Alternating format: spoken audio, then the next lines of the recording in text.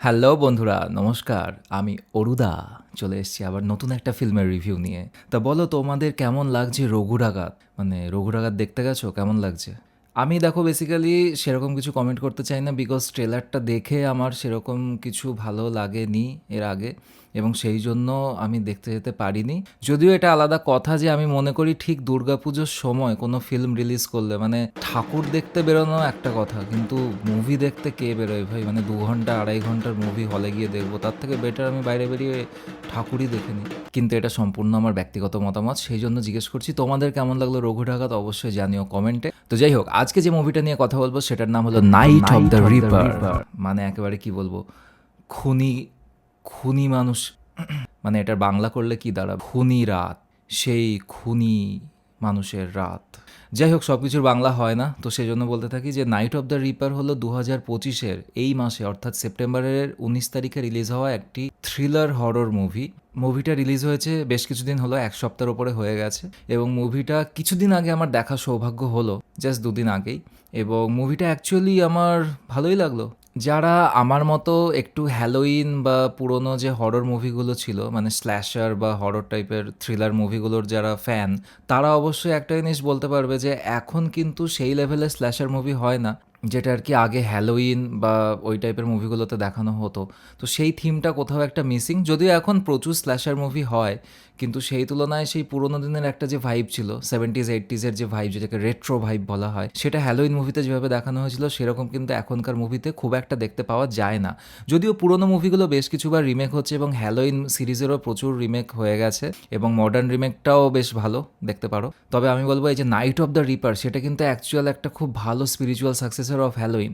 যদিও এখানে super natural ব্যাপার ট্যাপার কিছুই দেখানো হয়নি। এবং একটা কথা বলে রাখি যে নাইট অফ দ্য রিপার এই মুভিটি কিন্তু এই মুহূর্তে আমি যতদূর জানি ইন্ডিয়ার কোনো স্ট্রিমিং প্ল্যাটফর্মে অফিসিয়ালি অ্যাভেলেবেল নেই।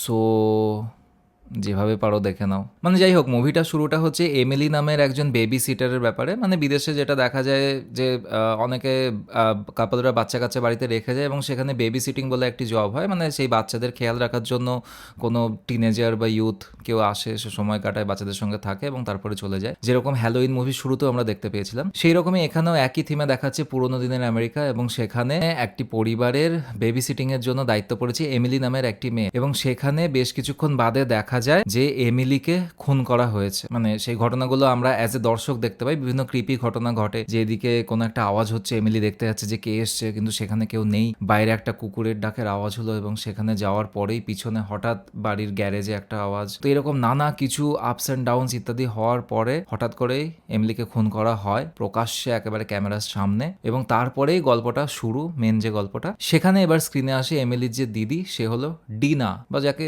সংক্ষেপে ডি বলে ডাকা হচ্ছে এখানে। তো সেখানে ডিনা এখানে এই শহরে ফিরে আসে 2 বছর বাদে। এখানে এসে স্বভাবতই বোঝা যায় যে সে তার বোনের চলে যাওয়ার ব্যাপারে, অর্থাৎ মারা যাওয়ার ব্যাপারে খুবই ভেতর থেকে ট্রমাটাইজ। যদিও সে স্বাভাবিকভাবে মেশার চেষ্টা করে, কিন্তু সেখানে বোঝা যায় যে তার ভেতরে সেই দুঃখটা রয়েছে। এখানে আমরা বেশ আরো কয়েকটি চরিত্রের সঙ্গে ইন্ট্রোডিউসড হই, যাদের নাম হলো চ্যাড, উইলিস, এরকম দুটো ছেলে, টিনেজার ছেলে, যারা আর কি ডিনার বন্ধু। এবং তাছাড়াও আমরা দেখতে পাই এখানে শেরিফ আছে একজন, ওখানকার শেরিফ, তিনি শেরিফ আর্নল্ড, এবং তার সঙ্গে আছে তার 2 অ্যাসিস্ট্যান্ট, একজনের নাম হচ্ছে অফিসার বুচ এবং আরেকজন হচ্ছে অফিসার লিজ। তো এরকম বেশ কয়েকটি চরিত্রের সঙ্গে আমাদের ইন্ট্রোডিউস হওয়ার পরে সেই আমেজটা আসে যেখানে আবার একটা বেবি সিটিং এর ঘটনা ঘটতে চলেছে। আই থিঙ্ক হ্যালোইনের সময়, মানে বিদেশে হ্যালোইন বলে যে ফেস্টিভ্যালটা হয়, যেটা আর কি বেশ ভূতের মুখোশ টুখোশ পরে একটা কাইন্ড অফ আমাদের যেমন দিওয়ালি হয় বা ভূত চতুর্দশী হয়, সেরকম টাইপের একটা খুব বড় করে ওখানে একটা ফেস্টিভ্যাল হয় হ্যালোইন। তো ভূত চতুর্দশী যদিও খুব বড় করে হয় না, কিন্তু আমার মনে হয় কলকাতায় ভূত চতুর্দশী একটু হলেও এবার জনপ্রিয়তা পাওয়া উচিত। আমাদের নিজেদের হ্যালোইন আছে ভাই, সেখানে কেন বিদেশের হ্যালোইন কপি করবো ভাই? ভূত চতুর্দশী ভাই, ভোট ফর ভূত চতুর্দশী। তো সেখানে আমরা দেখতে পাই যে ওখানে হ্যালোইনের সময় ডিনা এসেছে, এবং চারিদিকে বেশ হ্যালোইনের মাস্ক, পুতুল ইত্যাদি সব ঝুলছে চারিদিকে, এবং সেই মুহূর্তে আমরা দেখতে পাই যে ডিনার ঘাড়ে কোনোভাবে এসে পড়ে আবার একটা বেবি সিটিং এর জব, এবং এখানে ডিনাকে যেতে হয় শেরিফের বাড়িতে, শেরিফের যে বাচ্চা আছে তার বেবি সিটিং করতে, অর্থাৎ তার খেয়াল রাখতে। কিন্তু এখানে বেশ কয়েকটি ঘটনা এর মাঝে ঘটতে থাকে। শেরিফকে অলরেডি কে বা কারা যেন কয়েকটি ভিডিও ভিডিও ক্যাসেট মেসেজ করছে, বাই পোস্ট যেরকম আসে সেরকমই, জাস্ট কোনো কুরিয়ারের থ্রু দিয়ে না, শুধুমাত্র বক্সে র্যাপ করে ভিডিও ক্যাসেট অর্থাৎ VHS যে পুরোনো টেপগুলো হতো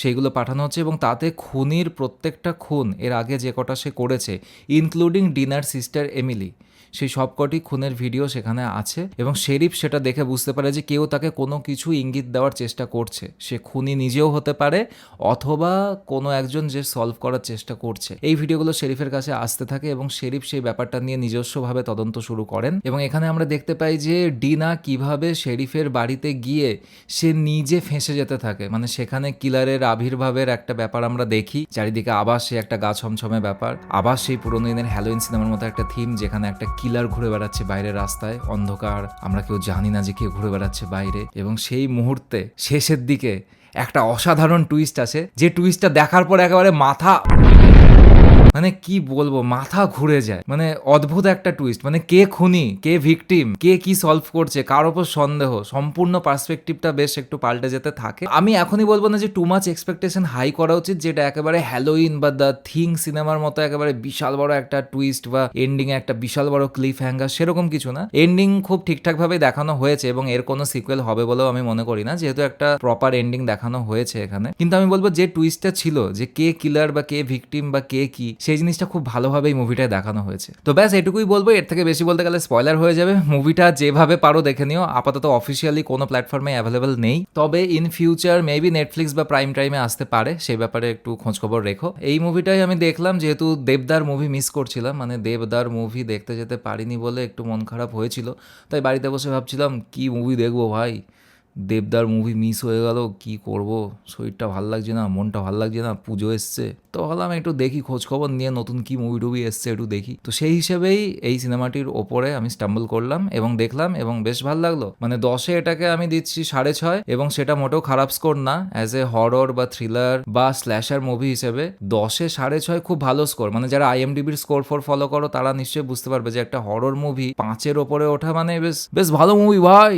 দেখে নাও ভাই। তো ব্যাস আজকের ভিডিও এই পর্যন্তই, খুবই ছোট একটা ভিডিও বানালাম। ভেবেছিলাম যে রঘু ডাকাত দেখতে যাব এবং তার একটা মশলাদার একবারে রিভিউ বানাবো, কিন্তু সেই সুযোগ কপালে হলো না। ইনফ্যাক্ট আমি কুড়েমি করে দেখতে গেলাম না এবং আশা করি যাবো না। পুজো কেমন কাটছে তোমাদের জানিও। সবাইকে শারদিয়ার অনেক শুভেচ্ছা, অনেক ভালোবাসা, বড়দের জানাই প্রণাম, এবং এই মুভিটা পারলে দেখে নিও। এবং এই ছিল নাইট অফ দ্য রিপার মুভির একটি স্পয়লার বিহীন রিভিউ। কেমন লাগলো তোমরা অবশ্যই জানিও। দেবদার মুভি কেমন লাগলো সেটাও অবশ্যই জানিও। হয়তো আমি মিস করে গেছি, খুব ভালো হয়েছে জানি না, মানে খুব একটা আমি দেবদার ফ্যান নই, বাট হ্যাঁ অনির্বাণ মুভিটায় আছে, তো সেই হিসেবে একটু দেখার ইচ্ছে ছিল। যাই হোক, মিস যখন হয়ে গেছে ভাই, আর কি করবো, আর তো দেখার টাইম নাই ভাই, পুজো চলে আসছে। তোমরা পুজো কেমন কাটাচ্ছ বলো, কটা জামা প্যান্ট হলো খোকা খুকিরা একটু কমেন্টে লিখে দাও। আমি আপাতত আসছি, টাটা বাই বাই, অরুদা আউট।